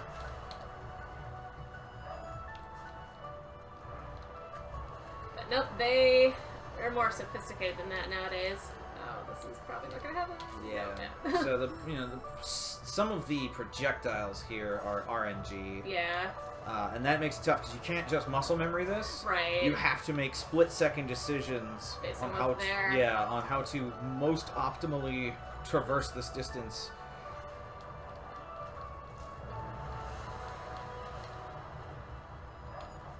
Woo.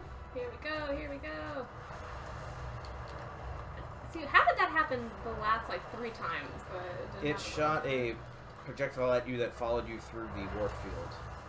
How do I get its butt to follow me? What? Its butt was following me! I'm still alive! I'm still alive! Go, go, I'm go, still go, go! alive. You can still do it!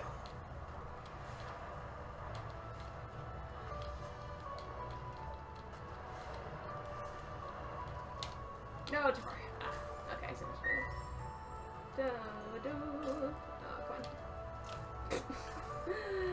Oh, come on. Okay. We got this. We got this. Up. Over. Fortunately, you are not punished for aiming the arrow. Yeah. That would suck.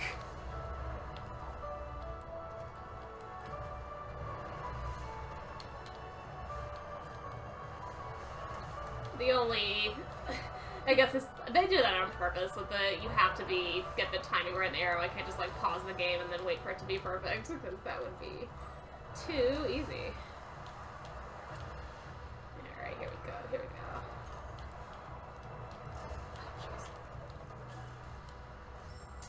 Spikes. You and I gotta talk. Spikes, you keep running into me, and you keep being exactly where you shouldn't be. And I don't know how I feel about that, Spikes. I think we're gonna have to take a break. I think we're gonna need to start seeing other Spikes. And, you know, we're gonna have to talk about that. Well, getting slightly better each time, so that's pretty good.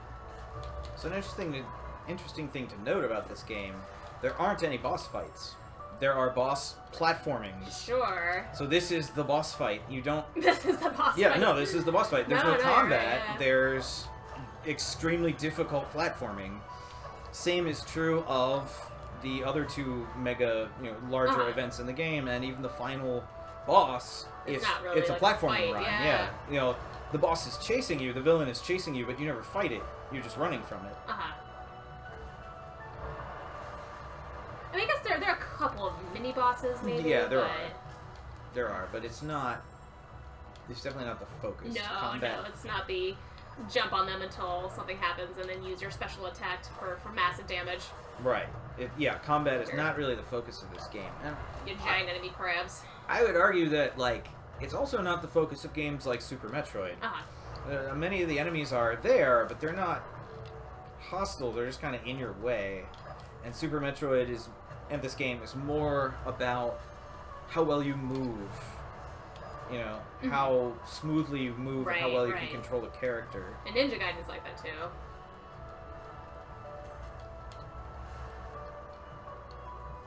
Oopsie-daisy.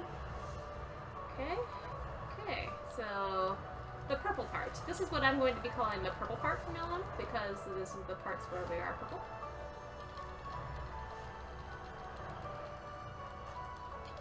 There, that's what I wanted. Woo, that was cool. That was pretty cool. Oh, no.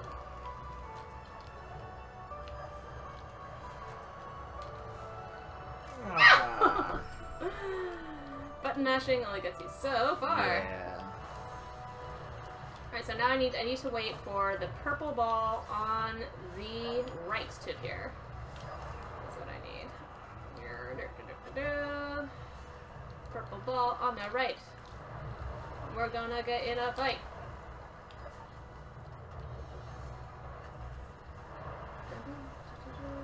And this. Okay. I don't need you. But I need this. Now. Alright, so there is a little bit of manipulation I can do, but not a ton. Yeah, you can plus or minus a couple seconds, but it's not a lot. Don't be afraid to use these balls. Upward dash is much quicker than a climb. No, you're right. I just want to make sure I got that one. To here. Alright, let's keep going.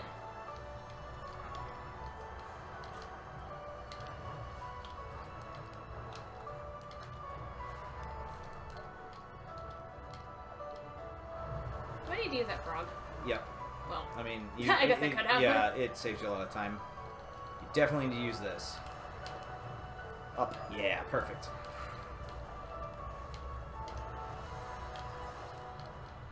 Dash. Yep, you're almost there. This is the end. Up, up, up, always up, always up. Boom!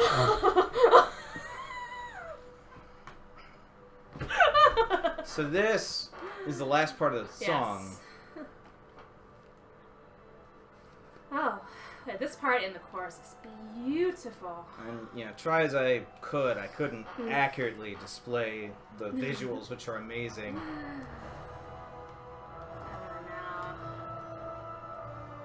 The water spirits. Yeah, no, that's the bad guy. No, just kidding. Woo! That was such a cool holy shit moment where it's like, it's literally the size of the screen. And you are this tiny little thing. You're barely the size of its eyes. Right, and amazing. This is the first time you're seeing it. Sure. Yeah. I think it appears in like a dream sequence almost, but this is when when it first attacks you.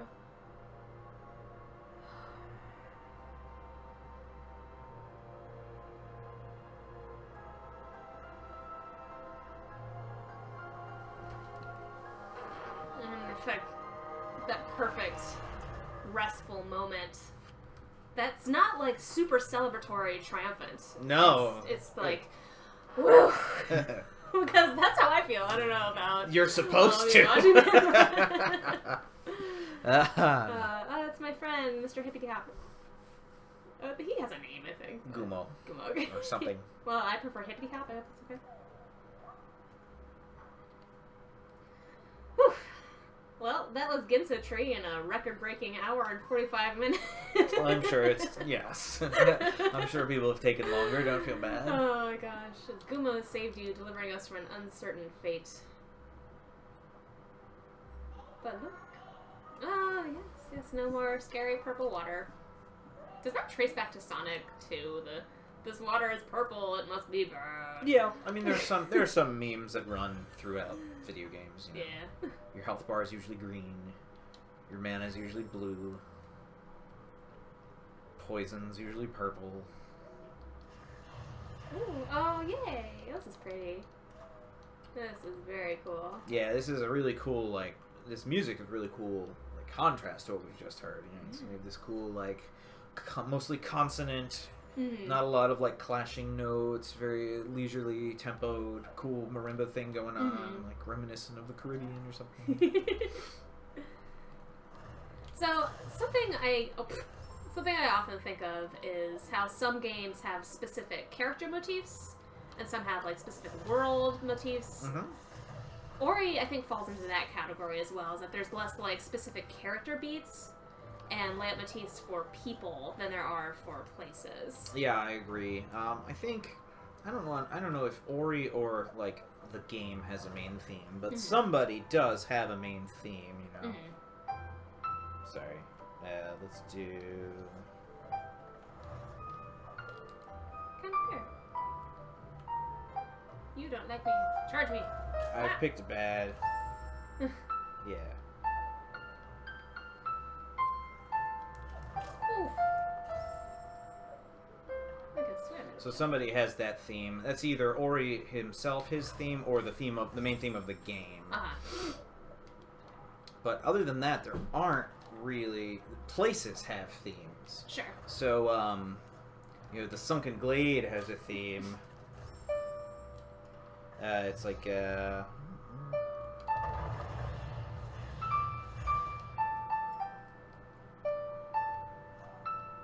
so cute when he's swimming. But yeah, many places have their own themes, or they will reimagine the main theme of the game. So, are there places that reimagine the main theme? Sure. I guess Ginso is probably the biggest example. Yeah, Ginso reimagines the adversity theme. You can even hear this place is reimagining Ori's theme. Yes.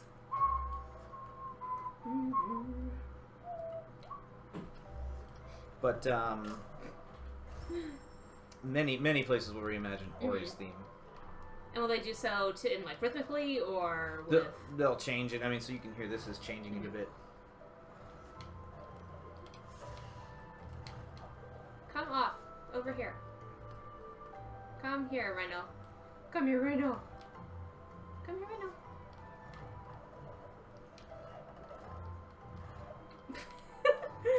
You stopped yourself in your tracks. Hi. Hi. Hi. Whee! But the last level, the volcano, has like 7 or 8 different remixes of the main theme, which all change subtly. Because that level's divided into 7 or 8 different like sections, which all have their own platforming puzzles. So it's this cool, like, multifaceted piece of music that evolves and changes the main theme and stuff like that. Don't want to drown. I know. Okay. Well, there's an ability I can get that lets me breathe underwater for longer. Yes, Drop it. You might be able to afford it now. Alright, let's take a look.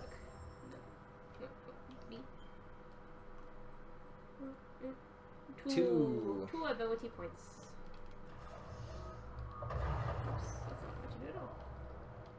should my hand.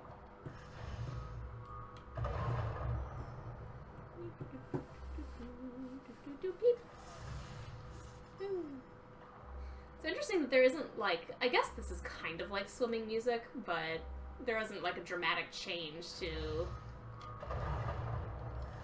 Like, usually when you have an underwater section, it's, like, very, very vastly changed. Yeah, I think the point of this is to relax you. Uh-huh. It is stark emotional contrast to where you just came from. Sure.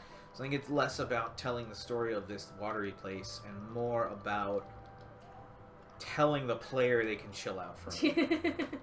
Can you think of other games that do that specifically? Like you have a really tough boss fight and then it's just like, take a break. Absolutely. So Donkey Kong Country did the very same. Like, they had talked, you know, there's some making of video I saw, and they talked about, like, we specifically made this level easy. Sure. And the music relaxing because the last level was hard. Goodbye. So not just from a gameplay perspective, but also from a, just tonally, what they're trying to do as well. Yeah, and I think there's always this, like, in this game at least, there's this meta conversation where, like, you know, you do have this figurative moral of, like, hey, overcome adversity, even though things look bad, stick it out. Right, right. I think that's a meta conversation with the player. It's like, I know you, the player, are frustrated with my freaking genius level design. But stick it out. Yeah. Well, maybe I can just bust up these flowers and get enough to get the water thing. And that weird old fish.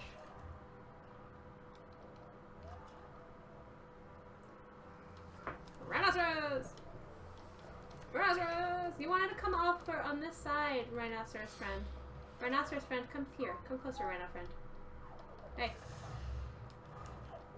Come on. Come on. Come on. How you can't physically do that. Your little legs aren't long enough. Huh? Woo! Alright, so in our last few minutes here, do you have any other things you want to talk about as far as Ori, or just stuff that, hey, I I found a secret. Hey. Do you have the ground pound? You can. Nope. Nope. Okay. I like to do it myself. Yep. Or just about game music, or about, I don't know. I don't know. I mean, I'm a big fan of the soundtrack, of course. Like, I hope to be able to pull on some more source material from this soundtrack and make a longer kind of composition or arrangement with it. Even if I were to extend it out to something symphony length, like what Jamin's doing with Undertale, I feel like I'd still have a hard time picking, like cutting enough music, right? Because there's so much good stuff. Yeah, so much good stuff on the soundtrack. So many great themes and like, yeah, I don't know. It's very pretty music. I like it a lot. I was talking to Rob the other day. Rob's another one of our arrangers, about how GSO used to have like a ton of upbeat, bombastic music, and then I feel like all the arrangers at once shifted away into more like longer, delicate music like this, and that's not totally true, but. Do you think that's a more challenging one way or another, or just no? Getting people in a different place creatively? I think that probably just from a stamina point of view, the upbeat music is more difficult, but from a intonation, from a technique point of view, this kind of music might be more difficult. Because if you are, oboe player, you're the only one playing. Maybe somebody has some background, unimportant part or non-focal part, but like you're the only person playing. Your oboe better be spot on. Yeah. Like you better play that oboe like you're awesome.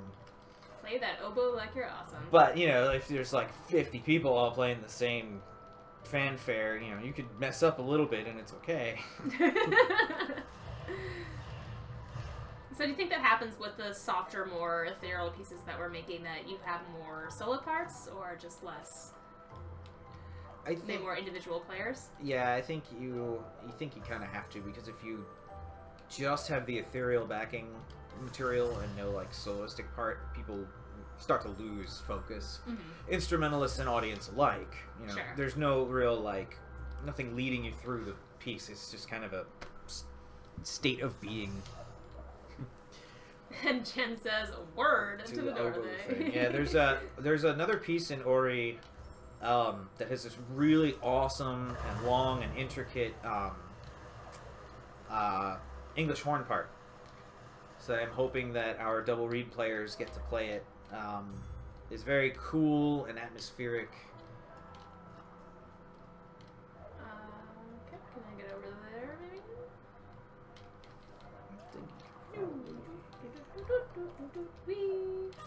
Everything's fine. Ouchie. Ouchie, ouchie. Woo, woo, woo, woo, woo, woo, woo, woo. Alright, well. So, next thing I have to figure out is how to get that rhinoceros off the dang cliff. Yep, I think that water might be gone now, so he will jump down there. Oh, okay. Oh, that's why you didn't want to go rhinoceros, because you didn't want to get in the water? Is that what? Why didn't you just say so? He's not stupid. Well, I mean, Well, you know. okay, yeah, he's stupid. He's not. He just doesn't want to stupid. get wet, and that's all that he had to say. But he opted instead to turn red and just, push his nose at me. You can come down here. You can come down here. Come down here. Well, fine, I'll go over here. There's nothing. Yeah, Okay. you need the ground pound to do that. Hey. Him, hey. you can pull off the cliff, but you need the ground pound to do that. Come off the cliff. Come off the cliff. You want to do it. Can you dash off of him? Maybe you could do that. Dash him in there. Well, alright. Well, that's oh, did I not do the thing yet? Did I do the thing? Okay. Now there's some nice water. Unfortunately, I can't swim up the waterfall like you can in other games. No, that'd be pretty cool. Did you ever find yourself doing that? It's like, oh, I could do this weird, jump up the waterfall technique in this game, but, oh, well, guess I can't in this one. Yeah. Too bad. Oh. This is a cool game. This is a really cool game. I hope they make another game, Moon Studios. Oh, yeah, this is their first one, yeah? It is their first one, although it's not fair to say that it is the first game sure. of any of the people who work for them. Right, but, right. But, yeah, this is their first publication, which is great. I mean, super great.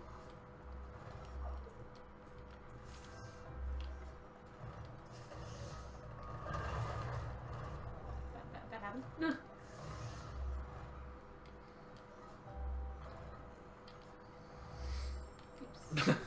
Now you're just gonna get smashed okay. every time you wake up.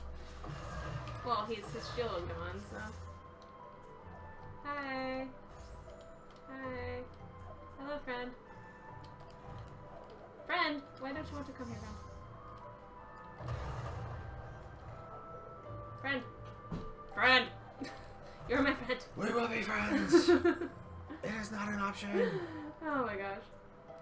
Alright, well we are about at time, so while we try to get this guy off the cliff, please check us out at wmgso.org, and you can see our upcoming concert event information on April 8th at Rockville High School at wmgso.org/events. We would love to see you, and please tune in next week where we will be doing Mass Effect featuring our Rangers Zainab and Vigil.